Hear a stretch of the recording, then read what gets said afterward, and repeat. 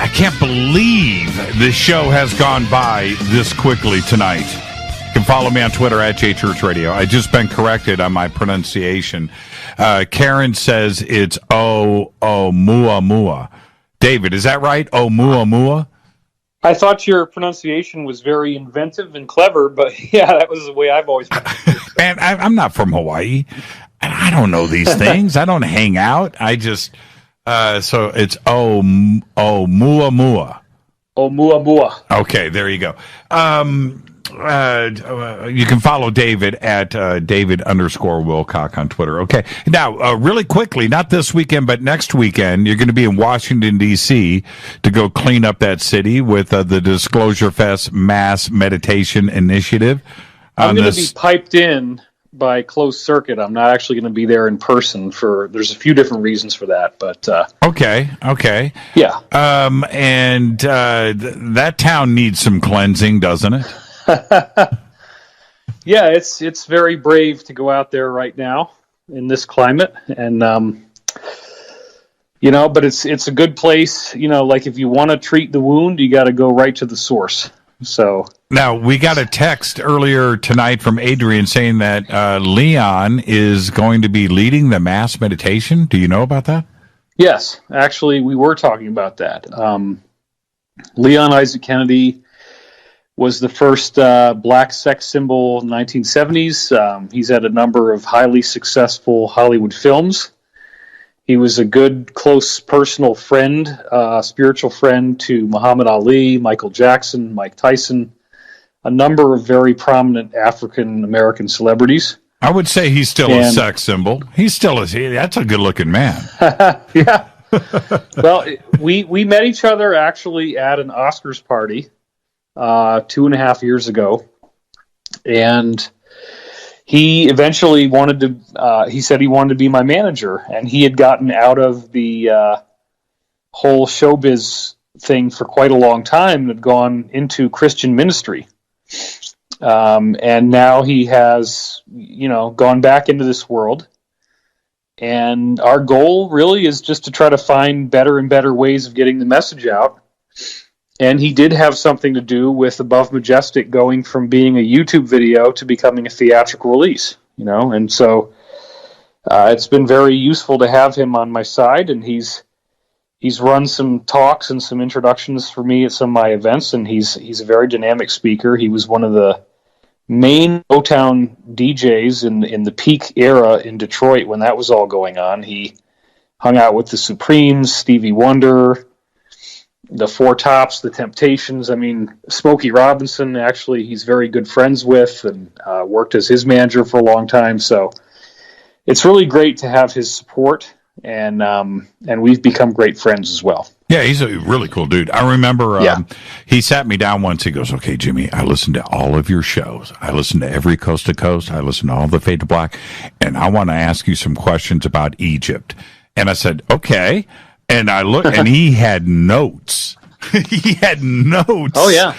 And Leon's feet are on the ground, man. He's a very smart guy. So that's going to be a great event going on out there. Now, okay, so let's change gears a little bit. Sure. QAnon. I'm not so sure what to make of it, of the phenomenon. I did see, I think it was Jim Jeffries on Comedy Channel, do his thing on QAnon, and it was funny. It was good. It was, to his audience. I understand what he was doing there. I found it very, very disturbing. That part of it, presenting it like that, is that the way that, do you think that the rest of the country is looking back on QAnon, that it's almost way too much to connect all of this? JFK Jr. is alive. No, I actually think that the number of people I think most people are probably neutral, and I think that the number of people who have a strong opinion in favor of it is actually a lot higher than the number of people who have a strong opinion against it. I mean, it is a massive study. There's I can't even remember how many there are now. It's well over 2,300 of these posts. And I'm at least willing to say on public record here on your show, there's so much data contained in the Q posts that anybody who thinks that they understand what's going on or that they've surveyed the whole thing, good luck. I mean, it's so far beyond the ability to try to wrap your head around it. And I acknowledge that. I don't have the time to research every lead, to follow up on every angle that they present, because it's just too much information.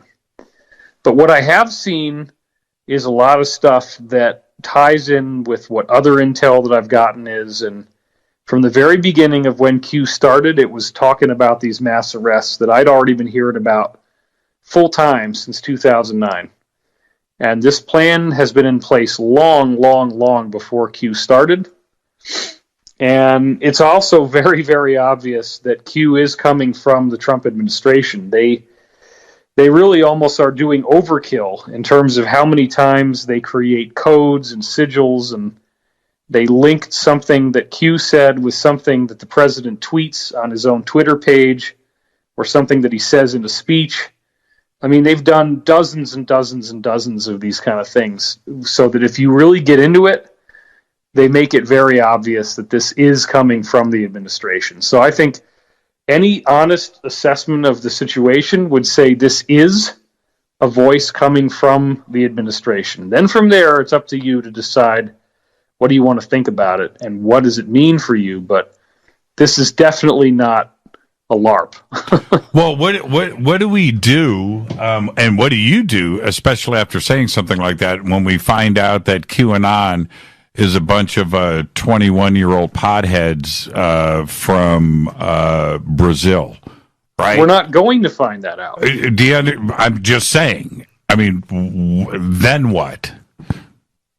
I don't know. I mean, you're trying to box me into a corner. Again, the problem is it's impossible that it could be potheads from Brazil, because no one person could, or even a group of people, could be creating this much stuff this often and with no profit motive. They're not advertising. They're not making any money on this. This is whatever is doing this is obviously very well financed, very well connected with intelligence. They're coming out with all sorts of things that we hadn't heard before. They're coming out with all sorts of things that correlate with intel that the public wouldn't otherwise have, that they wouldn't be able to get. There have been times in the past that I followed up on leads that turned out to be wrong, and I acknowledge that when it happens to the best of my ability. Some people might think I haven't always done that. Maybe I haven't. It's not by deliberate. I'm not trying to obfuscate or hide something, and there are plenty of times when things were wrong that I have acknowledged it, but this is much, much bigger than just like a given piece of information or a given topic where somebody can then say, oh yeah, see, that was discredited. It's so much bigger than just any other type of thing in this category where, oh yeah, well, we thought that was such and such, and it turns out that it was only this other thing. Yeah, I know. It's a very interesting concept on how it's all put together and how the breadcrumbs are laid out, and I find that all very interesting. Well, again, they've proven, like, if I even had the time, and again, I don't want to get too political, I don't want to get too partisan. If you even talk about Q in a favorable way, everybody says, oh my gosh, you're a Trump-tard. You're supporting this guy who's like a racist and a misogynist. And I mean, look, I've seen how volatile people get. So I haven't really done the due diligence to follow up on the many, many dozens of times that they have unequivocally proven that this is coming out of the Trump administration. But it is undeniable. Like, if you actually look at it, there's really hundreds of cases. They photograph him signing an executive order before it comes out. They take photographs from Air Force One while it's in flight.